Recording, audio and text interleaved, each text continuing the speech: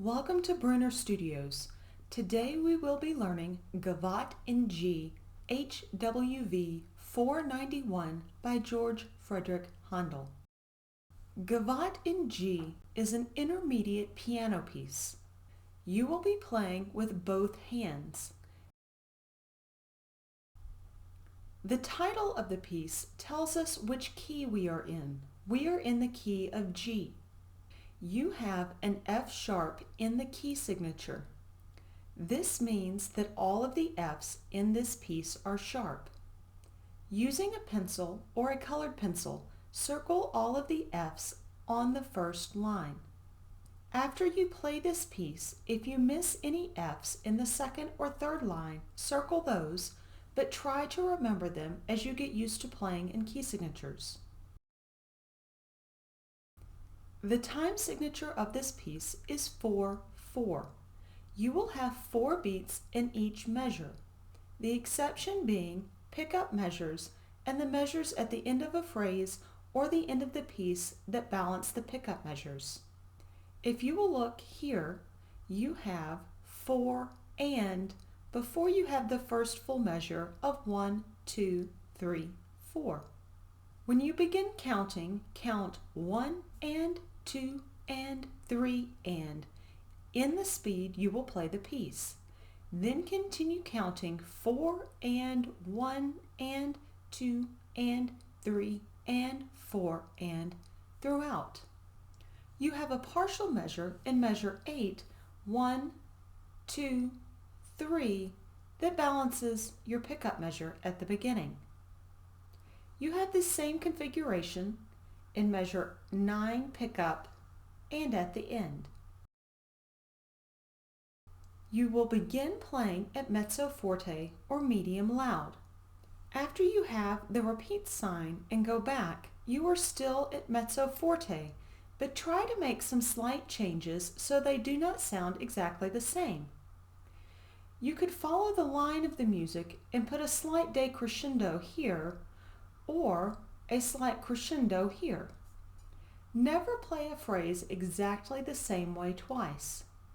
In the pickup to measure 9, the dynamic changes to forte or loud.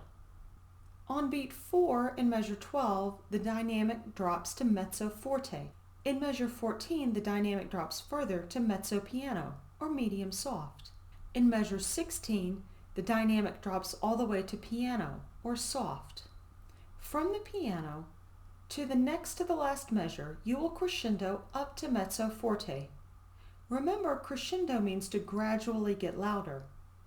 Once you have achieved mezzo forte, continue playing this dynamic to the end of the piece. Let's talk about some notes you might not be familiar with. Looking at the bass clef first, we have E that is 2 below middle C. Here you have the E that is 1 below middle C, and here is the second E below middle C. Continuing on, you have the second D below middle C. Here is the first D below middle C, and here is the second D. This note is 1 key lower on the piano than the E. Looking at the end of the piece, in measure 17, you have bass C. Bass C is 2 octaves below middle C. Returning to the treble clef, you have the A that is 2 above middle C. Here is the A that is 1 above middle C. You also have B that is 2 above middle C. This is the B that is 1 above middle C. This B is 1 key above the A that you played on the first line.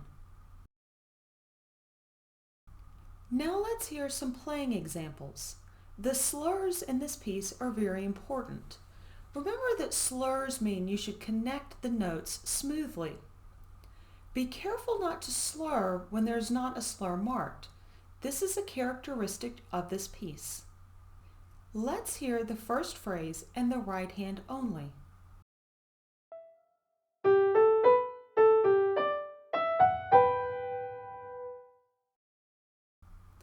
Now let's hear the second phrase, right hand only.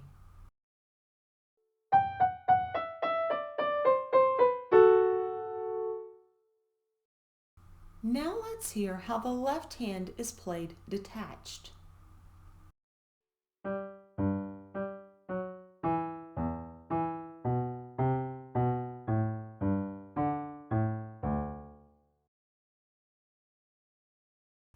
Now that you have marked your music and looked at all of the information you might not be familiar with, how should you go about practicing this piece? It would be wise to practice in phrases. You could begin at the pickup for measure 1 and continue through measure 4, beat 3.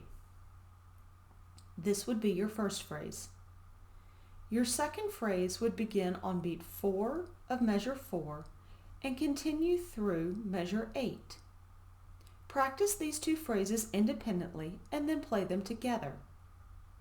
You are now ready to continue at the pickup for measure 9 and play through beat 3 of measure 12. Your next phrase will begin on beat 4 of measure 12 and continue through beat 3 of measure 16. Your final phrase will begin on beat 4 and continue to the end of the piece. You can practice the phrases in this piece in any order that you like. You might practice the ones that give you the most trouble first and save the easier ones for last. When you have worked through this piece and are familiar with it, go back to the end of this video and listen to the playing example. Follow along on your score and watch the phrasing to make sure you're playing it correctly.